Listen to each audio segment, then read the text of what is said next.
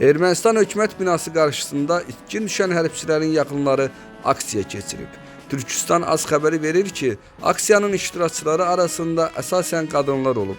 Onlar martın 8-də hökumət binasına gələrək hakimiyyətdən övladlarının və yaxınlarının taleyinə aydınlıq gətirmək üçün real addımlar atmağı tələb ediblər. Bizim üçün heç bir bayram yoxdur. Bizim sevincimiz uşaqlarımızdır.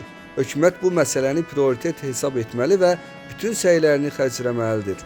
Hərçənd itkin düşənlərin qohumları bu məsələdə xüsusilə Baş nazir Nikol Paşinyana və Xarici İşlər naziri Ararat Mirzoyana arxalanmırlar. Hamı sülh istəyir, lakin buna nail olmaq üçün ilk növbədə itkin düşən hərbçilərlə bağlı məsələ həll olunmalıdır. Etirazçılar vurğulayıblar.